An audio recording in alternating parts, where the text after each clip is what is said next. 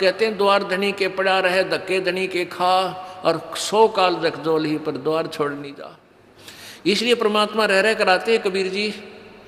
और कहीं गुप्त रूप से कोई साधु संत का रूप धारण करके किसी नगरी में 10-5 वर्ष रह गए, किसी में 2 वर्ष रह गए, तो उनको बहुत सा लाभ दे जाते हैं और भगवान की स्थिति को पुनः स्थापित कर जाते हैं। तो कबीर परमेश्वर जी का एक, अब हम संत कहेंगे, वो थे मालिक ही, क्योंकि प्रारब्ध में परिवर्तन कबीर जी के अतिरिक्त कोई कर ही नहीं सकता, या उसका कोई कृपा पात्र संत वो परमात्मा ही भेजता है। तो ऐसे एक परमेश्वर कबीर जी के सत्संग में एक भगत जाया करता था। उसकी पत्नी ने उपदेश नहीं ले रखा था, वह विरोध करती थी, वो अन्य पूजाएं ही किया करती थी। उसकी पत्नी ने बताया था, उसकी पत्नी इन ज्योतिष वालों पर बड़ा विश्वास रखती थी। वो अपने पति की जन्म पत्री को लेकर एक ज्योतिषी के पास गई, भविष्यवक्ता के पास।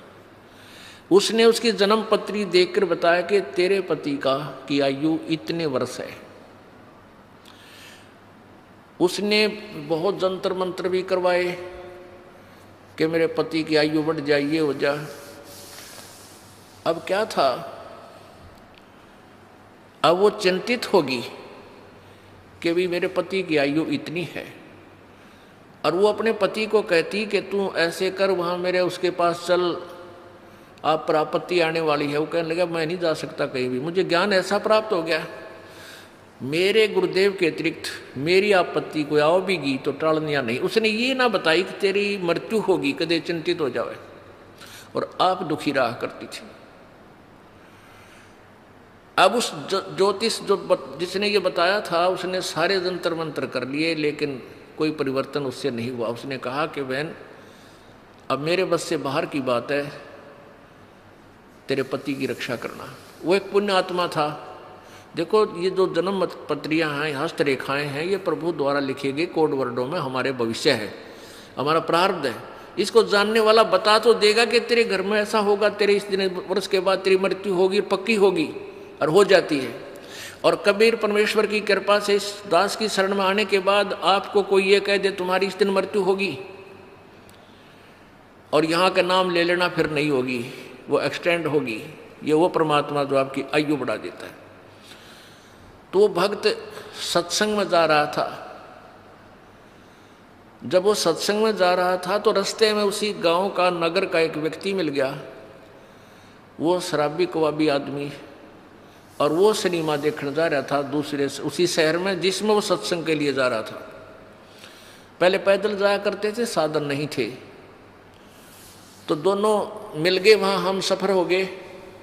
एक दूसरे ने पूछा तुम कहाँ जा रहा है, वो कहने लगा मैं सत्संग में जा रहा हूँ। दूसरा बोला तू कहाँ से, पूछा तो कहाँ जा रहा है, मैं सिनेमा देखने जा रहा हूँ, और वहाँ शहर से शराब लाऊंगा, और वहाँ घूटी ला के फिर फिल्म देख के फिर आऊँगा। तो उस भगत से वो कहने लगा, वो शराबी, कि क्या रखा है तेरे सत्संग में, कुछ ना रखा वहाँ पर, ये तो मूर्ख बना रखे तुम इन संतों ने। आजा, खान पीन की उम्र है, आ चल मेरे साथ, सिनेमा देखेंगे, फिल्म देखेंगे, गुटी लावांगे, होटल में रोटी खावांगे। भक्त ने बोला बस भाई हम तो सत्संग में ही जाएंगे। काफ़ी बात चलती रही, कहता रहा कुछ ना दे रहा भाई, देख हमारे ठाठ देख ले, और कुछ ये सब बकवादे हैं, ये उम्र कौन सी भक्ति करने की है, तो जवान पड़ा है, बुढ़ापे में देख लिए। पर वो नहीं माना भक्त।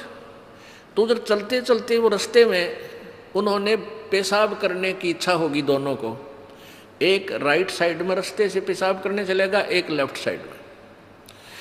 जो शराबी को अभी था वो पेशाब करने गया, तो वहाँ क्या देखा, उसने देखा कि वर्षा हो चुकी थी। वर्षा के बाद कुछ मिट्टी हटके एक मटका था घड़ा छोटा सा, और उसमें देखा झांक के हाथ हटा हटू का मिट्टी, तो उसमें सोने की ईंटें मिली, छोटी छोटी ईंटें होती थी 100-100 ग्राम की सोने की ईंटें।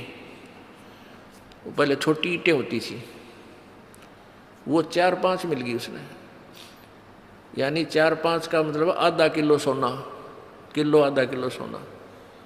आज तो बहुत महंगा है, उस समय सस्ता होते हुए भी कीमत बहुत थी उसकी। वो वापस आया जो लफंडर था, और उधर से भगत आया।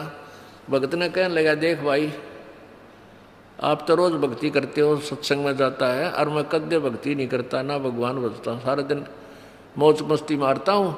देख मेरे को ये 4-5 सोने की ईंटें मिली, आजा दिखाऊंगा कहाँ मिली। वो देखा वहाँ पर वो मटका की इसमें मिली। अब काल तो पूरा जाल डाला है अपने भगत पे, परमात्मा के भगत पे किसी तरह भक्ति छोड़ दे। फिर वो कहने लगा, देख ले तो मान जा निकम्मे, आजा मेरी गेला गुटी छुटी लावांगे, चाल सैर सपट्टे करांगे। उस भगत के दिल में थोड़ा सा कच्चापनता आ गया, थोड़ा सा। और वो चलते चलते क्या था, चल रहे थे और रास्ते में उसके पैर में कांटा लग गया। ये बातें क्योंकि उसका ध्यान बट गया थोड़ा सा, वो कांटा लग गया और कांटा लाग के अंदर ही टूट गया। अब उसने सोची, वो कह रहा, देख अब क्या करी रक्षा तेरे गुरु जी ने, यू कांटा भी लग गया तेरे।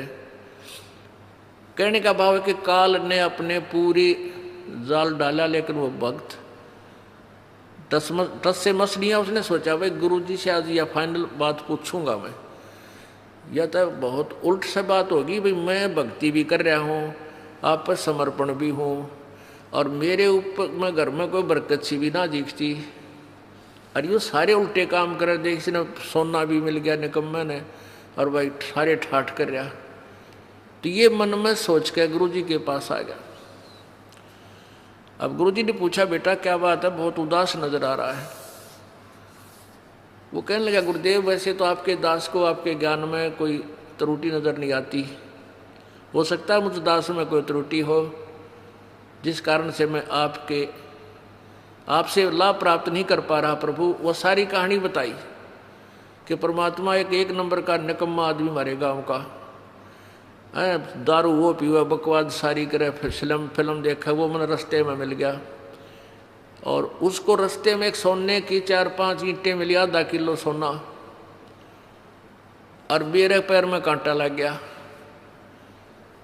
उसने मुझे बहुत डगमग करने की चेष्टा की, गुरुदेव हम भी जीव हैं, मेरे भी मन में थोड़ा सा खोट पैदा हो गया, मुझ पापी पर रक्षा दया करो दाता, ये क्या कारण है। तब उसने बताया, बेटा आज तेरी मृत्यु होनी थी, आज के बाद तेरा जीवन नहीं था, और वो निकम्मा अपना पिछली बैटरी चार्ज कर रहा था, वो अब खर्च रहा है, बर्बाद कर रहा है, उसके पास भविष्य में कुछ नहीं होगा। बेटा तेरी उम्र बढ़ गई, तेरे आज फाइनल तेरी फैसला था।